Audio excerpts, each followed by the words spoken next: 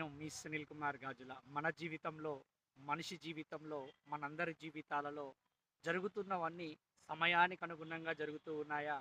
మనిషి యొక్క సంకల్పానికి అనుగుణంగా జరుగుతున్నాయా అనంటే, చాలామంది ఒప్పుకునే నిజము, వాస్తవం ఏంటి అనంటే, ప్రతి ఒక్కరి జీవితంలో ఏది జరగాల్సినా కానీ, ఆ సమయానికి అనుగుణంగా జరుగుతూ ఉంటుంది అని అంటూ ఉంటారు. ఇది నిజమే.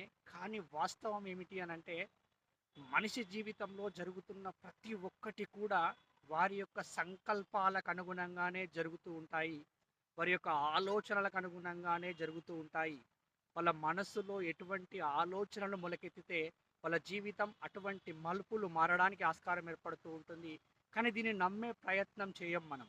కానీ ఇప్పటిదాకా ఏం జరిగినా నీ జీవితంలో ఇప్పటి నుంచైనా సరే మంచిగా ఆలోచించే ప్రయత్నం చెయ్యి.